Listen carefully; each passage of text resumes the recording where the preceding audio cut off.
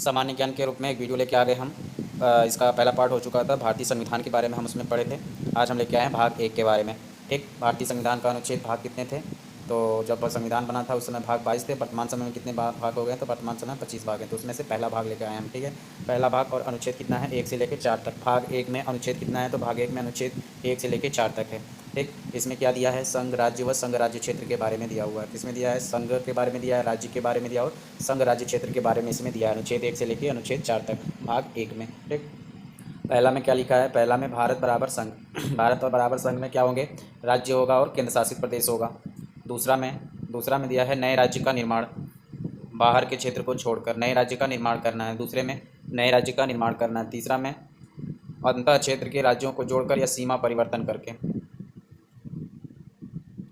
चौथा में क्या दिया है कि 2 व 3 से संबंधित आर्टिकल से संबंधित विधि का निर्माण कौन करेगा? संसद करेगा। ठीक है, यानी कि 4 में क्या दिया है? अनुच्छेद 4 में दिया है कि अनुच्छेद 2 और 3 से संबंधित अनुच्छेद जो है उससे संबंधित विधि का निर्माण कौन करेगा? संसद करेगा। अनुच्छेद 2 में क्या दिया है? नए राज्य का निर्माण करना है। और कैसे राज्य का निर्माण करना है? जो बाहर के क्षेत्र को जोड़कर, यानी कि बाहर के क्षेत्र को भी जोड़कर उसमें नए राज्य का निर्माण किया जा सकता है। और तीसरे में क्या कि अंतर क्षेत्र के राज्यों को जोड़कर या सीमा परिवर्तन करके। राज्यों का पुनर्गठन। ठीक, राज्यों का पुनर्गठन के बारे में बात करेंगे। राज्यों के पुनर्गठन का आधार क्या था? तो राज्यों के पुनर्गठन का आधार भाषा या अन्य था। क्या था? भाषा या अन्य था। जो राज्यों के लिए पुनर्गठन की बात की गई थी उसको सबसे पहले किसका आधार रखा गया था? भाषा का। फिर उसके बाद अन्य का आधार रखा गया। ठीक, कुछ आयोग जो पहले आयोग मतलब गठन किया गया था इनका। पहला आयोग कौन था राज्यों के पुनर्गठन के लिए? तो राज्यों का पुनर्गठन के लिए पहला आयोग था यस्केधर समिति की अध्यक्षता में किया गया था। किसकी अध्यक्षता में किया गया था? यस्केधर समिति की अध्यक्षता में किया गया था। कब? 1948 ईस्वी में। ठीक है, कब किया गया था? पहला राज्य पुनर्गठन आयोग का गठन कब किया गया था? पहला राज्य पुनर्गठन आयोग 1948 में। किसकी अध्यक्षता में? तो यस्केधर की समिति में। यानी धरी की धरी रह गई, इसका कोई परिणाम नहीं निकला। क्या हुआ? यह असफल हो गया। दूसरा किसकी अध्यक्षता में? जेवीपी समिति की अध्यक्षता में। किसकी अध्यक्षता में? जेवीवीपी की समिति की अध्यक्षता में। कब हुआ था? 1948 में भी हुआ था। इसके अध्यक्ष कौन कौन थे? इसके सदस्य थे जवाहरलाल नेहरू, वल्लभ भाई पटेल और पट्टभी सीतारमैया। कौन कौन थे? तो जवाहरलाल नेहरू थे, वल्लभ भाई पटेल थे और पट्टभी सीतारमैया थे। इसी को क्या कहा गया था? जेवीपी समिति। कब? 1948 में। ये भी असफल रही थी। ठीक, फिर आंध्र प्रदेश का नेता कौन था? कांग्रेसी नेता था श्री रामालुल्लू। 1952 ईस्वी में इसने क्या किया? हड़ताल किया था। क्या? मांग को लेकर। भाषा के आधार पर आंध्र प्रदेश के गठन को मांग को लेकर किसने हड़ताल किया था? तो श्री रामुलू ने किया था। यह क्या था? कांग्रेसी नेता था। किस भाषा के आधार पर मांग कर रहा था? तेलुगु भाषा के आधार पर। जब इसकी बात को माना नहीं किया तो इसने क्या कर दिया? भूख हड़ताल कर दिया। भूख हड़ताल के बाद इसकी क्या हो जाती है? मृत्यु हो जाती है। तो इसकी मृत्यु के बाद कौन सी आयोग की स्थापना की जाती है? तो फजल अली आयोग की स्थापना की जाती है। किसकी स्थापना की जाती है? फजल अली आयोग की स्थापना की जाती है। कब? 1953 ईस्वी में। राज्य पुनर्गठन के लिए कौन सा आयोग गठन किया गया? फजल अली आयोग 1953 में। इससे पहले कितने आयोग हो चुके थे? 2 आयोग हो चुके थे। कौन कौन से? यस्केधर पहला 1948 में और दूसरा जेवीपी समिति 1948 में हुआ था। दोनों असफल हुए थे। ठीक, किस लिए आयोग का गठन किया गया था? तो आंध्र प्रदेश के तेलुगु भाषा के आधार पर पुनर्गठन हुआ। किसके आधार पर? तेलुगु भाषा के आधार पर किसका गठन हुआ? तो आंध्र प्रदेश का गठन हुआ। भाषा के आधार पर पुनर्गठित होने वाला पहला राज्य कौन सा है? तो आंध्र प्रदेश था। फजल अली आयोग की स्थापना कब की गई थी? 1953 में। उद्देश्य क्या हुआ था? इसका उद्देश्य क्या था? राज्यों का पुनर्गठन करना। किसके आधार पर? भाषा के आधार पर स्वीकार किया गया। इसमें अध्यक्ष कौन थे? फजल अली थे। और इनके साथ और कौन सदस्य थे? तो के.एम. पनिक्कर थे। कौन थे? के.एम. पनिक्कर थे और हृदयनाथ कुंजरू थे। पूछता है क्वेश्चन कि फजल अली आयोग में कौन कौन सदस्य थे? तो इसमें थे फजल अली थे, के.एम. पनिक्कर थे और हृदयनाथ कुंजरू थे। 3 सदस्य थे। कितने सदस्य थे? एक अध्यक्ष, 2 सदस्य, तो मिला के 3 सदस्य थे। फजल अली, के.एम. पनिक्कर और हृदयनाथ कुंजरू। इस आयोग ने अपनी रिपोर्ट कब सौंपी थी? तो फजल अली आयोग ने अपनी रिपोर्ट 1955 में सौंपी थी। इसी के आधार पे क्या होता है? 7वां संविधान संशोधन होता है। किसके आधार पे? जो 1955 में रिपोर्ट सौंपी गई थी उसके आधार पे 7वां संशोधन अधिनियम होता है। कब? 1954 में। 7वां संविधान संशोधन अधिनियम कब होता है? 1954 में होता है। इसके द्वारा क्या हुआ? इसके द्वारा भारत के पास कितने राज्य हो गए? 14 राज्य हो गए और 6 केंद्र शासित प्रदेश हो गए। किसका निर्माण हुआ? 7वां संविधान संशोधन अधिनियम 1956 के तहत भारत के पास 14 राज्य और 6 केंद्र शासित प्रदेश हो गए। नोट क्या कह रहा है 7वां संविधान संशोधन अधिनियम के बारे में? तो 7वें संविधान संशोधन अधिनियम द्वारा राज्य पुनर्गठन आयोग का गठन हुआ। इस आयोग के द्वारा भारत को 14 राज्य और 6 केंद्र शासित प्रदेशों में बांटा गया। 1956 के बाद भारत में नए राज्यों का निर्माण, यानी 1956 के बाद भारत में नए राज्यों का निर्माण। जैसे आप देख रहे हो कि उस समय कितने राज्य थे? तो 14 राज्य थे और 6 केंद्र शासित प्रदेश थे। तो उसके बाद आज के समय में कितने हैं? तो 28 जो हैं राज्य हैं और 8 केंद्र शासित प्रदेश हैं। तो ये कैसे बने? अभी वर्तमान समय में 36 हैं, उस समय 20 दिखा रहे हैं। तो इसके लिए यानी कि 1956 के बाद क्या किया गया कि भारत में नए राज्यों का निर्माण करने की परंपरा शुरू हो गई थी। ठीक, तो 1956 के बाद सबसे पहला कौन से राज्य का पुनर्गठन किया गया? तो बम्बई प्रांत का पुनर्गठन किया गया। किसका किया गया? बम्बई प्रांत का पुनर्गठन। कब? 1960 में। बम्बई से कौन 2 राज्य बने? तो एक बना था महाराष्ट्री बना किसके आधार पर? मराठी के आधार पर। और दूसरा बना था गुजराती के आधार पर। गुजरात बना था गुजराती के आधार पर। बम्बई प्रांत का पुनर्गठन 1960 में। इससे कितने राज्य अलग हुए? 2 राज्य बने। कौन कौन सा? एक महाराष्ट्र बनता है और एक गुजरात बनता है। 10वें संविधान संशोधन के द्वारा 1961 में दादरा एवं नगर हवेली को पुर्तगाली शासन से मुक्त करा के केंद्र शासित प्रदेश में नामित किया गया। यानी दादरा नगर हवेली को पुर्तगालियों से कब मुक्त कराया गया? तो 1961 ईस्वी में। 10वें संविधान संशोधन के द्वारा दादरा एवं नगर हवेली को किसमें शामिल किया गया? तो केंद्र शासित प्रदेश में शामिल कर दिया गया। वर्ष 1962 में गोवा, दमन व दीव को केंद्र शासित प्रदेश के रूप में नामित किया गया। इससे पहले इन क्षेत्रों पर किसका अधिकार था? पुर्तगालियों का अधिकार था। यानी कि 1961 में दादरा एवं नगर हवेली को 1961 में दादरा नगर हवेली को केंद्र शासित प्रदेश बनाया गया। और 1962 में गोवा, दमन व दीव को, किसको? गोवा और दमन व दीव को किसमें? 1962 में। 61 62 दादरा नगर हवेली, 62 गोवा दमन दीव, गोवा दमन दीव 62 में। और 61 में दादरा नगर हवेली, 61 दादरा नगर हवेली, 62 गोवा, दमन दीव। 61 में दादरा नगर हवेली 61 में हवेली पे गया।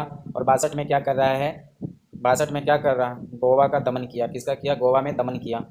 ठीक है, दीव, गोवा में दमन किया दीव। 61 में हवेली पे गया और 62 में गोवा में दमन दीव किया।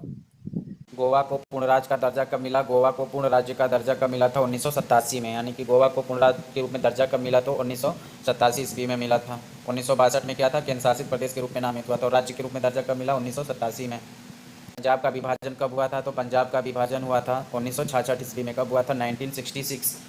कौन कौन राज्य बने थे? तो इसे हरियाणा बना था, चंडीगढ़ बना था और हिमाचल प्रदेश बने थे। पंजाब का विभाजन कब हुआ? 1966 में। और पंजाब से विभाजन होकर कौन कौन राज्य बने? हरियाणा, चंडीगढ़, हिमाचल प्रदेश। नागालैंड को 1963 में। कब? नागालैंड को 1963 में एक राज्य के रूप में शामिल किया गया। नागालैंड को एक राज्य के रूप में कब शामिल किया गया था? तो नागालैंड को एक राज्य के रूप में 1963 में। कब? 1963 में। नागालैंड 1963, नागालैंड 1963 नागालैंड 1963 में एक राज्य के रूप में शामिल किया गया। इसे 16वें संविधान के संशोधन के द्वारा 16वें राज्य के रूप में भारत का राज्य बनाया गया। 16वें संविधान संशोधन के द्वारा 16वें राज्य के रूप में नागालैंड को 1963 में राज्य के रूप में शामिल किया गया। नागालैंड 63 नागालैंड 63 नागालैंड। कब? 16वें संविधान संशोधन के द्वारा और 16वां राज्य के रूप में 63 और नागालैंड। 17वां राज्य कौन था? तो 17वें राज्य के रूप में किसे बनाया गया था? तो 17वें राज्य के रूप में हरियाणा को बनाया गया था। किसको बनाया गया था? हरियाणा 17 1966 में पंजाब राज्य के पुनर्गठन द्वारा गठित नया राज्य था। पंजाब प्रांत 1966 में, हरियाणा 17वां राज्य, चंडीगढ़ केंद्र शासित प्रदेश और हिमाचल प्रदेश कब बना था? 1971 में। हिमाचल प्रदेश 1971 में कौन सा राज्य था? 18वां राज्य था। 16वां राज्य नागालैंड, 17वां राज्य हरियाणा, 18वां राज्य कौन सा था? 18वां राज्य हिमाचल प्रदेश था। 14वां राज्य कौन था? 14वां राज्य महाराष्ट्र था। और 15वां राज्य कौन था? 15वां राज्य गुजरात था। 15वां गुजरात और 14वां राज्य कैसे होगा? 14 राज्य तो पहले से ही, 15वां कौन बनेगा? 15वां कौन बनेगा? 15वां गुजरात बनेगा। क्यों? क्योंकि महाराष्ट्र जो मुंबई था वो उससे अलग हुआ ना, गुजरात बना तो मुंबई महाराष्ट्र ही रहेगा, तो राज्य नहीं बनेगा। ठीक है, जैसे पंजाब से अलग हुआ तो नहीं काउंट हो रहा। ठीक, ये चीज़ ध्यान रखना है। तो 14 ऑलरेडी पहले से थे। 15वां कौन बनता है? गुजरात। 16वां नागालैंड। 17वां कौन बनता है? 17वां हरियाणा बनता है। 18वां बनता है हिमाचल प्रदेश। 19वां राज्य कौन बनता है? मणिपुर। 19वां राज्य कौन बनता है? मणिपुर। कौन सा? त्रिपुरा। 1972 ईस्वी में 19वां राज्य मणिपुर। त्रिपुरा 20वां राज्य। मेघालय 21वां राज्य। गुजरात 60 में, गुजरात 60, नागालैंड 63, 16वां राज्य नागालैंड 60 में, गुजरात 7। पंजाब से कौन अलग हुआ? हरियाणा, चंडीगढ़, हिमाचल प्रदेश। तो हरियाणा बन गया 17वां राज्य 1966 में, चंडीगढ़ केंद्र शासित बन गया 1966 में, लेकिन हिमाचल प्रदेश अलग हुआ था बाद में। तो कब बनता है? 1971 में। हिमाचल 1971, 1971 HP 1971 HP 18 18 18 18 18 18 18 18 18 18 18 18 18वां राज्य एचपी हिमाचल 1871। 1972 में मणिपुर त्रिपुरा मेघालय 1972 में। 19 20 21 मणिपुर त्रिपुरा मेघालय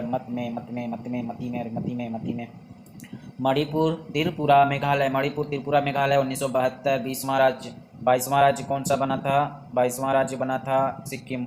19वां राज्य कौन सा बना था? मणिपुर। 18वां राज्य हिमाचल प्रदेश। 17वां राज्य हरियाणा। 16वां नागालैंड। 15वां गुजरात।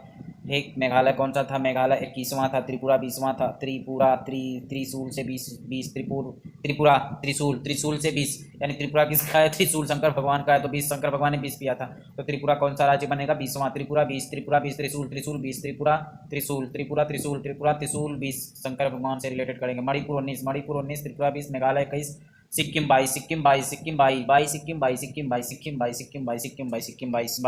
सिक्किम पर पहले किस वंश का शासन था? तो सिक्किम पर पहले चौकियाल वंश का शासक था। किस वंश का शासक था? चौकियाल वंश का शासन था।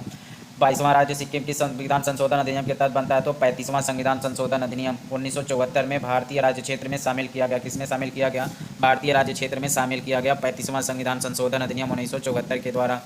पूर्ण राज्य का दर्जा कब मिलता है? पूर्ण राज्य का दर्जा मिलता है 1975 में। किसमें? 36वां संविधान संशोधन के द्वारा इसे पूर्ण राज्य का दर्जा मिलता है। ठीक है। वर्ष 1987 में 23वें राज्य के रूप में मिजोरम और 24वें राज्य के रूप में अरुणाचल प्रदेश को शामिल किया गया। 1987 में गोवा को पूर्ण राज्य का दर्जा मिला था। 1987 में 23वां राज्य कौन सा है? 23वां राज्य मिजोरम है। मिजोरम 23 मिजोरम। 24वें राज्य के रूप में आता है अरुणाचल प्रदेश। 24वां अरुणाचल। 24 में चीन है। क्या है? 24 में चीन है, और चीन कहाँ लड़ते रहता है? अरुणाचल प्रदेश में लड़ते रहता है। तो 24 चीन अरुणाचल प्रदेश 24 चीन अरुणाचल प्रदेश। 23 मिजोरम कब? 1987 में। 1987 में कौन कौन आता है? गोवा कौन सा राज्य बनता है? 25वां राज्य कौन बनता है? पूर्ण रूप दर्जा दिया गया था। इससे पहले यह क्या था? केंद्र शासित प्रदेश था। कब? 1962 में केंद्र शासित प्रदेश था गोवा, और 87 में पूर्ण रूप से दर्जा मिलता है। राज्य का कौन सा राज्य बनता है? तो 25वां राज्य बनता है। गोवा कौन सा राज्य बनता है? 25वां राज्य बनता है गोवा 25वां राज्य। मिजोरम 23वां राज्य। अरुणाचल प्रदेश 24वां राज्य। 2000 में कौन सा 26वां राज्य कौन सा है? छत्तीसगढ़। 26वां राज्य छत्तीसगढ़। इसको बनाएंगे 36 उत्तर झार के। 36 उत्तर झार के मतलब 36 उत्तर छत्तीसगढ़, उत्तर मतलब उत्तराखंड, झारखंड मतलब झारखंड झार के। 36 उत्तर झार के, तो छत्तीसगढ़, उत्तराखंड, उत्तर प्रदेश, झारखंड, बिहार। 1 नवंबर को, 9 नवंबर को और 15 नवंबर को। 26 27 28 1 नवंबर 9 नवंबर 15 नवंबर 1 8 9 6 15 1 9 15 36 उत्तर झार के। 2000 में 26 27 28। 1971 में पूर्वोत्तर राज्य पुनर्गठन अधिनियम आया था। पूर्वोत्तर राज्य पुनर्गठन अधिनियम कब आया था? तो पूर्वोत्तर राज्य पुनर्गठन अधिनियम 1971 में आया था। इस अधिनियम के द्वारा पूर्वोत्तर के नए राज्यों का पुनर्गठन हुआ था, यानी कि जब भी पूर्वोत्तर राज्य आएगा वो कब आएगा? 1971 के बाद ही आएगा।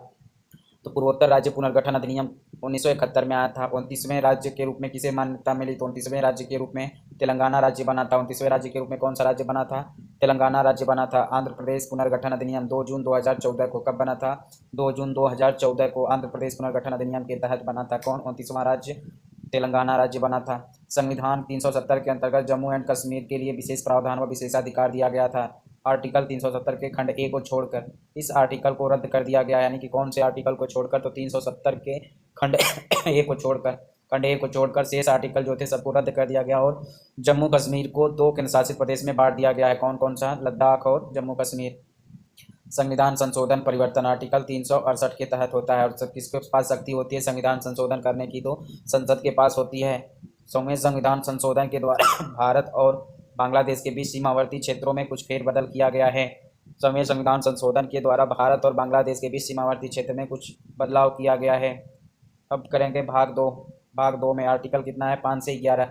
भाग 1 में हमने देखा था आर्टिकल कितना था? भाग 1 में आर्टिकल था 1 से लेकर 4 तक, और भाग 2 में आर्टिकल कितना है? 5 से लेकर 11 तक, यानी कि हमारा आर्टिकल 11 तक क्लियर हो गया यहाँ पे। भाग 2 में क्या है? नागरिकता है। क्या दिया है भाग 2 में? भाग 2 में नागरिकता है। भारत की नागरिकता कैसी है? एकल है। अपवाद रूप में देखा जाए तो भारत की नागरिकता कैसी दिखती है? तो अपवाद रूप में भारत की नागरिकता दोहरी दिखती है, जैसे जम्मू कश्मीर में थी, और दूसरी पांडिचेरी, जो फ्रांस के रहने वाले लोग पुराने बने हुए हैं, पुडुचेरी। ठीक है, यहाँ पे नागरिकता देखने को, दोहरी नागरिकता देखने को मिलती है अपवाद रूप में। लेकिन वैसे भारत की नागरिकता क्या मानी जाती है? एकल मानी जाती है। भारतीय नागरिकता अधिनियम कब आया था? तो भारतीय नागरिकता अधिनियम 1955 में आया था। भारतीय नागरिकता अधिनियम 1955 भारतीय नागरिकता अधिनियम 1955 के द्वारा भारत की नागरिकता का संचालन किया जाता है। किसके तहत? तो भारतीय नागरिकता अधिनियम 1955 के तहत भारत की नागरिकता का संचालन किया जाता है। आर्टिकल 5 में क्या दिया है? आर्टिकल 5 में भारत की नागरिकता की परिभाषा दिया गया है। आर्टिकल 6 में क्या है? तो आर्टिकल 6 में दिया है प्रव्रजन, माइग्रेशन या प्रवासी। पाक से भारत आने वाले, जो भारत का विभाजन हुआ था उस समय पाकिस्तान से जो भारत आए थे उनके लिए दिया गया है प्रव्रजन। जो भारत से पाकिस्तान जाने वाले, साथ में किसका दिया है? प्रव्रजन। जो गए थे कहाँ से? भारत से पाकिस्तान, इंडिया टू पाकिस्तान। और आर्टिकल 6 में क्या है? पाकिस्तान टू इंडिया, यानी जो पाकिस्तान से भारत आए उस किस में है? 6 में। और जो भारत से पाकिस्तान गए प्रव्रजन करके वो किस में है? आर्टिकल 7 में दिया गया है। आर्टिकल 9 में क्या दिया है? आर्टिकल 9 में है कि स्वेच्छा से विदेशी नागरिकता ग्रहण करने पर भारतीय नागरिकता का लोप हो जाना। किसमें है? अनुच्छेद 9 में है कि स्वेच्छा से विदेशी नागरिकता ग्रहण करने पर भारतीय नागरिकता खुद ही अपने आप लोप हो जाएगी। किसमें दिया है? आर्टिकल 9 में दिया है, अनुच्छेद 9 में। अनुच्छेद 11 में क्या दिया है? अनुच्छेद 11 में है कि नागरिकता से संबंधित विधि का निर्माण संसद के द्वारा किया जाएगा। किसमें दिया है? आर्टिकल 11 में दिया है कि नागरिकता से संबंधित विधि का निर्माण संसद के द्वारा किया जाएगा। नागरिकता जो है मौलिक अधिकार।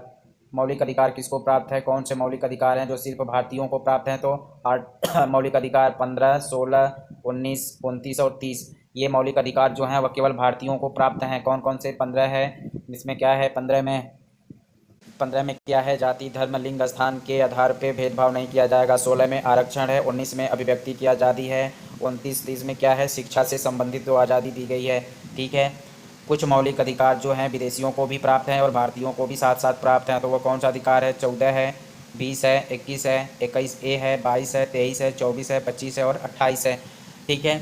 और केवल भारतीयों को प्राप्त 15, 16, 19, 29, 30। नोट में क्या दिया है कि आर्टिकल 17 और 18 जो आर्टिकल हैं वो दोनों में रखते हैं, या तो किसी में नहीं रखते। आर्टिकल जो 17 और 18 हैं वो दोनों में रखे जाते हैं, लेकिन या तो नहीं भी रखे जाते हैं।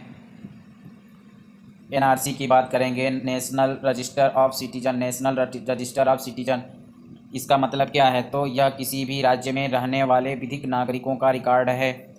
भारत में एनआरसी लागू करने वाला पहला राज्य कौन था? तो भारत में एनआरसी लागू करने वाला पहला राज्य असम है। बांग्लादेश की स्वतंत्रता के समय बांग्लादेश से कुछ प्रवासी माइग्रेट होकर भारतीय क्षेत्रों में आके रहने लगे। इन्हीं की पहचान करने के लिए एनआरसी लागू किया गया था। और एनआरसी लागू करने वाला पहला राज्य कौन है? तो एनआरसी लागू करने वाला पहला राज्य असम बना था। नागरिकता की बात करें तो नागरिकता कैसे प्राप्त की जाती है? तो नागरिकता प्राप्त करने के लिए आपको यहीं जन्म हो लेना पड़ेगा। जन्मजात के आधार पे मिलती है, वंशानुगत के आधार पे मिलती है, पंजीकरण के द्वारा 7 वर्ष की उम्र है अगर आपका पंजीकरण हो गया तो नागरिकता मिल जाएगी। देशीकरण के द्वारा 12 साल की उम्र पर देशीकरण के द्वारा मिलेगी। और क्षेत्र का विलय, अगर किसी क्षेत्र का विलय हो जाता है तो वहाँ की जनसंख्या यहाँ उस हमारे देश की नागरिकता उसको मिल जाएगी। देशीकरण के द्वारा अगर किसी क्षेत्र का देशीकरण हो जाता है तो 12 साल तक रहने पर नागरिकता खुद ब खुद मिल जाती है। परित्याग करने पर नागरिकता समाप्त कैसे होती है? तो स्वेच्छा से परित्याग करने पर नागरिकता समाप्त हो जाती है। यानी कि 18 वर्ष की आयु होने पर अगर आप स्वेच्छा से नागरिकता को त्याग करते हैं तो आपकी नागरिकता समाप्त कर दी जाएगी।